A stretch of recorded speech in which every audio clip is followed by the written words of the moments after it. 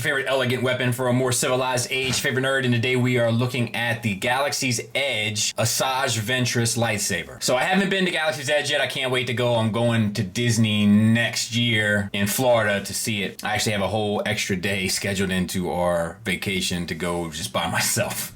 Like, my kids are going to go one day with me, and then I'm just going to go kind of live amongst it for one day. Super excited about it. But that's not why we're here. We're here to talk about this. This came into my possession via Calum. Shout out to him. He has a beautiful Magic Case display, by the way. He sent this to me as a gift for providing him room and board at Skullfest, which he didn't have to do. I wasn't expecting. It wasn't a condition of our arrangement or anything like that, but it is appreciated, and we're going to talk about it. So the first thing we're going to do is we're going to talk about this case. Now, this case needs some help. It needs some help, okay? It's not great. It's very cool in concept, and it kind of almost looks like a Rogue One sort of storage container. Like, you could probably even use it in a diorama as such if you had the space for one. It's very cool in sculpt and in concept. But what it lacks is that certain something that makes you feel like it's as nice as what the components are inside. And it doesn't. The flat gray plastic ends up making this thing look less presentable. The nice thing about this is it can be used as a display piece just as this. But because it looks so cheesy on the outside, it just doesn't pull it off. But what it does pull off is a pretty cool concept. You can open it up by pressing here and opening it up. Now, here's the second issue. So we got it open. Let's show the problem. It's this piece of plastic here. It's this line. So as we open, see how that gets jammed up inside this back piece?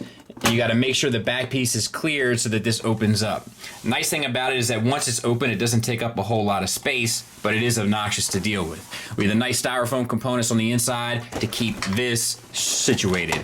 And that is a nice display. Like the fabric inside with the hilt sitting inside of this like cut ridge that it's like meant for. Beautiful. So we'll take this out now. Now when I first got this, get this out of the way. When I first got this, I was like, oh my God, this is awesome. So it's heavy as sin. It has the belt clip here. It has like a soft, like rubber almost for the grip, and then the rest of it, like a fair amount of, the rest of it feels like die cast to me. Beautiful weight. Now, when I got this, I was like, man, no hilt, no blade. Okay, I get it, but you know, on off switch, so it obviously does its thing. Let's try to do its thing. So I flipped it on, and it didn't do anything. So I turned it back off, and I tried it again, and it didn't do anything. So then I was like, unscrew here to replace batteries with an Allen key. Okay, so I found an Allen key that was appropriate. I opened it up, I took it out, I took out the inside container, and it had batteries in it. And I was like, well, maybe the batteries died. So I replaced the batteries. I put it back in, and I did this. Okay, that doesn't work. So I took it back out, I put the original batteries in, put it back in. Didn't work. Took it back out, made sure all the connections were clean, put it back in. Didn't work.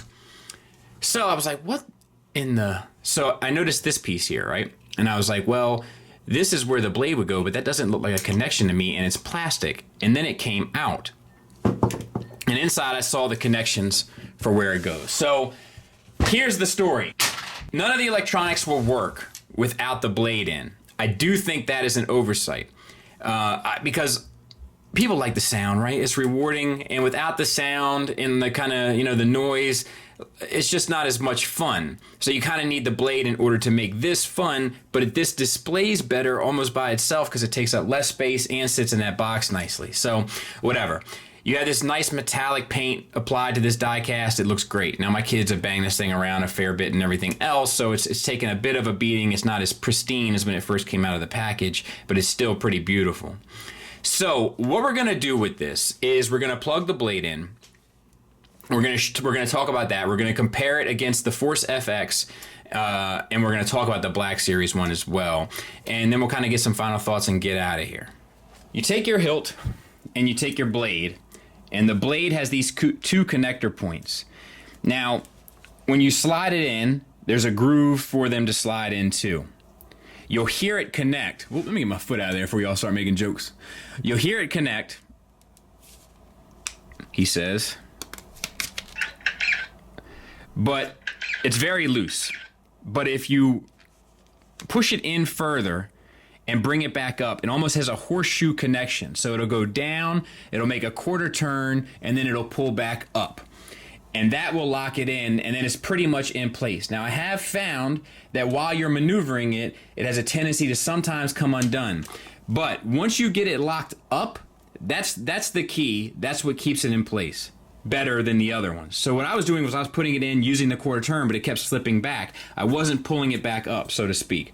Then you can get the effect. So before I turn this on, I want to say, make sure you have safety glass. No, before I turn this on, I want to say that I like how it turns on and then it settles into a hum. It almost has like this like flash bang effect of a sound effect, and then it settles into a nice hum. See if you can hear it.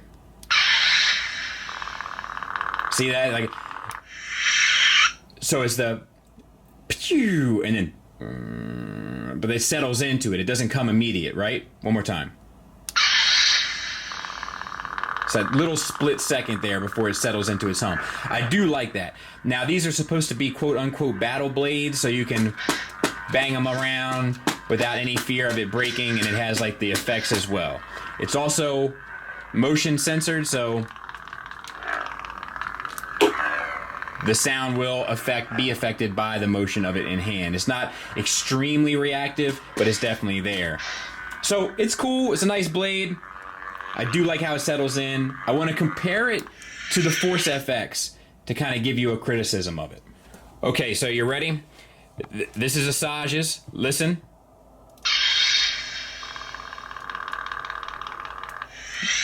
This is Force FX Anakin's.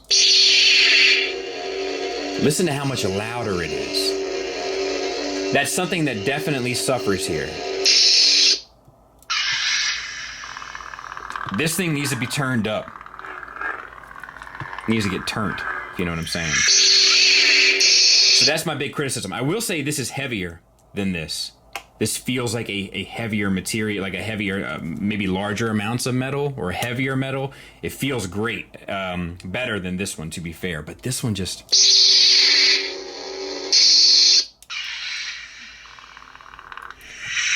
And even the Black Series one is louder than this one. It's not quite as loud as this one. But that, to me, is also a bit of a bummer.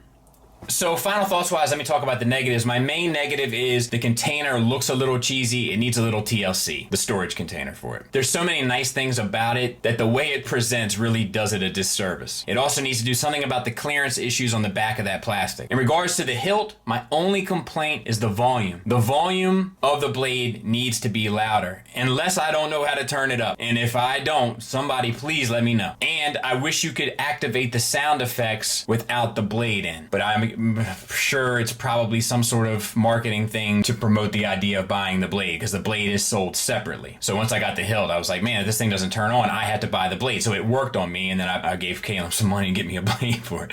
But yeah, there's also Ahsoka ones. I'm hoping to get both of those as well at some point, and I'll review them as well. It is a really good lightsaber. It has a great weight. It's decorated beautifully. I do like the sound effects of the blade snapping in. I also like the sound effect of how it settles into that hum. I just wish it was a little louder. It's also, I like the durability of it, where you can beat it against stuff, so to speak, and it doesn't cause any damage. Whereas the Force FX ones, trust me, I've seen it firsthand. Bad things happen to those things. But yeah, it's a recommend from me. If you're an Asajj fan, I've always wanted Asajj blades. I'm thinking about getting a second one, but I don't know. That might be excessive. They do connect, though, by the way. Yeah. All right, maybe I'll get it. We'll see. I gotta get that second skiff first. Anyway, thanks for listening. Thanks for watching. Until next time, take care.